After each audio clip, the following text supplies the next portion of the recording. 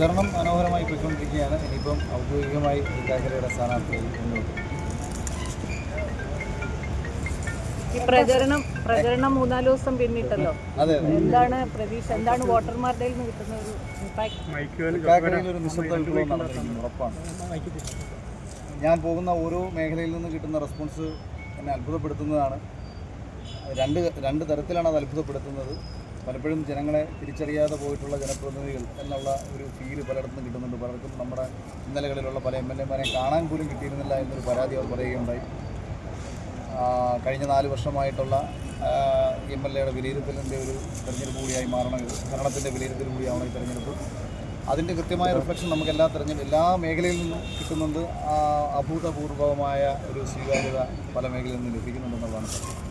തൃക്കാക്കരക്കാരോട് എന്താ പറയാനുള്ളത്?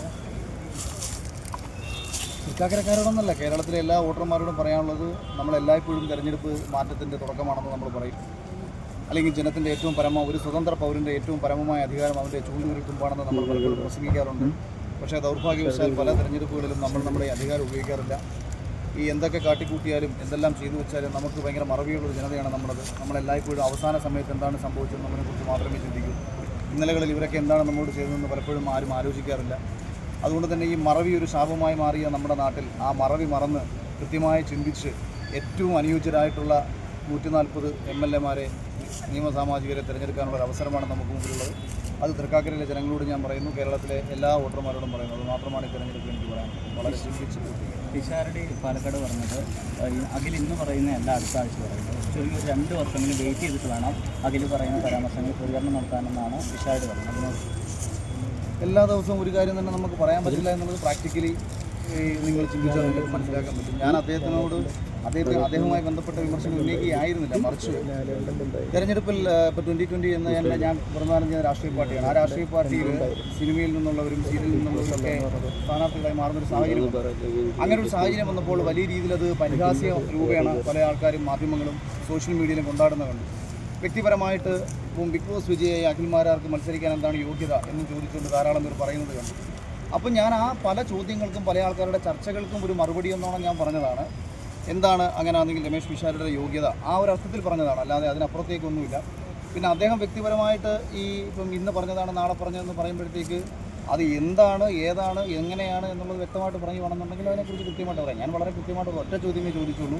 കഴിഞ്ഞ 10 വർഷം കൊണ്ട് യൂത്ത് കോൺഗ്രസിൻ്റെയും ഒരുപാട് നേതാക്കന്മാർ പിണറായി വിജയൻ പോലീസിൻ്റെ അടികൊണ്ടും നിരവധി മർദ്ദനങ്ങൾ ഏറ്റിട്ടും ജീവിതം തന്നെ ഇല്ലാതാകുന്ന സാഹചര്യത്തിലൂടെ കടന്നു പോകുമ്പോൾ എന്താണ് രമേശ് പിഷാരടി ചെയ്തത്? അദ്ദേഹം ഒരു കോൺഗ്രസ് സീറ്റിൽ വന്ന് മത്സരിക്കുമ്പോൾ അത് ഒരു ജനത്തെ സേവിക്കാനുള്ള തീരുമാനമാണോ അതോ തൻ്റെ ജീവിതം കൂടുതൽ സുരക്ഷിതമാക്കാനുള്ളൊരു തീരുമാനമാണോ എന്ന ചിന്ത നിങ്ങൾക്കുണ്ടാകണമെന്നുള്ള ഒരു രൂപേണ പറഞ്ഞതാണ്. ഇപ്പം ഞാനിപ്പോൾ മത്സരിക്കാൻ വരുന്ന മണ്ഡലത്തെ സംബന്ധിച്ച് സ്വാഭാവികമായിട്ട് ഇവിടെ എല്ലാവരും പറയുന്നത് തൃക്കാക്കര UDF-ൻ്റെ ഉറച്ച കോട്ടയാണ്. ഇപ്പോൾ UDF-ൻ്റെ ഉറച്ച കോട്ട NDA-ക്ക് നേടിയെടുത്ത് കൊടുക്കണമെന്ന ലക്ഷ്യത്തോടുകൂടി ഞാൻ വരുമ്പോൾ കോൺഗ്രസ് എന്ന രാഷ്ട്രീയ പ്രസ്ഥാനത്തിന് നഷ്ടപ്പെട്ടുകൊണ്ടിരിക്കുന്ന ഒരു പക്ഷേ ധർമ്മടത്ത് പിഷാരടി മത്സരിച്ചിരുന്നെങ്കിൽ ഞാൻ അഭിമാനപൂർവ്വം അദ്ദേഹത്തിൻ്റെ ഇൻറ്റൻഷനെ ഞാൻ സ്വീകരിച്ചു. അതേസമയം തൃപ്പൂണിത്തറയിൽ എന്ന് പറയുമ്പോഴത്തേക്ക് UDF-ൻ്റെ സിറ്റിംഗ് സീറ്റാണ്. ഒന്നുകിൽ തൃപ്പൂണിത്തറ അല്ലെങ്കിൽ പാലക്കാട്. അപ്പോൾ പാർട്ടിയോട് ഡിമാൻഡ് ചെയ്ത് തൻ്റെ സുരക്ഷ ഉറപ്പാക്കാനാണ് ഒരു സുരക്ഷിത മണ്ഡലം തേടി ഇവരൊക്കെ പോകുന്നത്.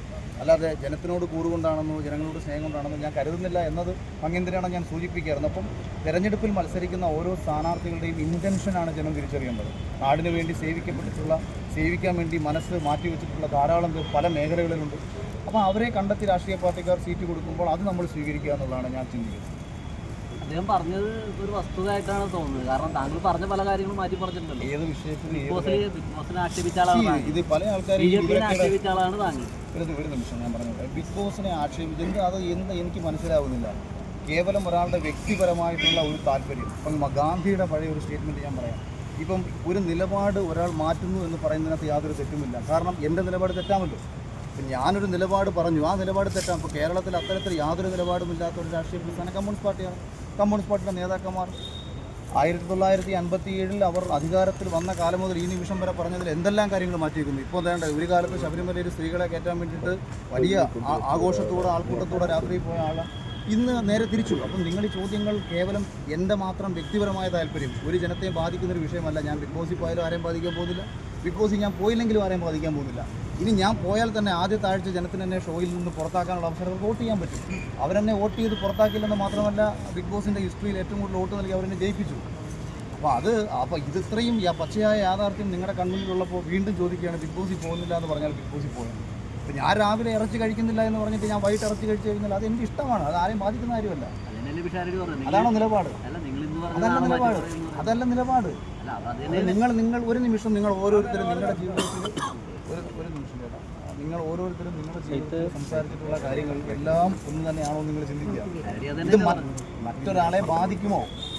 എൻ്റെ തീരുമാനം, എൻ്റെ ചിന്ത, എൻ്റെ പ്രവൃത്തി വേറൊരാളുടെ ജീവിതത്തെ ദോഷകരമായി ബാധിക്കുമോ? തുഷാരടിയെക്കുറിച്ച് ഞാൻ വ്യക്തിപരമായിട്ടൊന്നും പറഞ്ഞില്ല, ഞാൻ ജനത്തിനോടാണ് പറഞ്ഞത്. ഞാൻ കോൺഗ്രസ് രാഷ്ട്രീയ പ്രസ്ഥാനം ഒരു സീറ്റ് നൽകുമ്പോൾ അത് ആ പാർട്ടിയുടെ ആത്മാർത്ഥതയുള്ള പ്രവർത്തകർക്കായിരുന്നോ എന്ന ചോദ്യം മാത്രമേ ഞാൻ എനിക്ക് അദ്ദേഹത്തോട് വേറെ വിരോധമില്ലല്ലോ. എന്നെ ഒരാൾ ആക്ഷേപിക്കുമ്പോൾ ഞാനിവിടെ നിങ്ങൾ പറയുന്നത് പോലെ തോൽക്കുമെന്ന് പറയുന്ന ഒരു മണ്ഡലത്തിൽ സധൈര്യം വന്ന് മത്സരിക്കാൻ തയ്യാറാവുകയാണ്. മറ്റൊരാൾ സ്വന്തം ജീവിതം സുരക്ഷിതമാക്കുന്ന ഒരു മണ്ഡലത്തിലേക്ക് പോവുകയാണ്. രണ്ടുപേരുടെ ഇൻറ്റൻഷൻ രണ്ടാണ്. അല്ല, ഞാൻ അത് പ്രസ്താവന പ്രത്യേകിച്ചൊന്നുമില്ല. ഇത് ഞാൻ കാഷ്വലി പറഞ്ഞൊരു ടോക്ക് മാത്രമാണ്. അത് ഇപ്പം ഏതോ ഒരു ഓൺലൈൻ ചാനലിൽ ഞാൻ എന്നോട് ചോദിക്കുകയാണ് അഖിലേട്ടൻ എന്താണ് യോഗ്യത. അപ്പോൾ ഞാൻ തിരിച്ച് ചോദിച്ചതാണ് തുഷാരടിക്ക് എന്താണ് യോഗ്യത, എൻ്റെ യോഗ്യതകൾ എന്താണെന്നുള്ള കാര്യം ഇപ്പോൾ ഈ പറഞ്ഞ ജനത്തിന് നമ്മളെ ഇന്നലെകളിലുള്ള അഖിലിനെ വിലയിരുത്തൽ അറിയാം. അത് അങ്ങനെ പറഞ്ഞതാണ്. അല്ലാതെ ഇതൊരു കോൺട്രവേഴ്സി ആക്കി അഖിൽമാരാർ VS രമേശ് പിഷാരടി കൊണ്ട് ഞാൻ ഒരിക്കലും ചിന്തിച്ചില്ല. തോമസ് ഐസക് ഒരു പ്രസ്താവന പറഞ്ഞിട്ടുണ്ട്, കോമാളികളെ കൊണ്ടുവന്നിട്ട് വോട്ട് കിട്ടുന്നില്ല എന്ന കാരണം പറഞ്ഞു. BJP ആരോപണത്തിലാണ്, പാലക്കാട് അതുകൊണ്ടാണ് ഞാനത് പറയേണ്ടി വന്നത്. അപ്പോൾ ഈ കലാകാരന്മാരെ മത്സരിക്കുന്നതിന് ഇങ്ങനെ പ്രമുഖ രാഷ്ട്രീയ നേതാക്കളൊക്കെ വിമർശിക്കുന്നത് ശരിയായിട്ടുള്ള നിലപാടാണ്?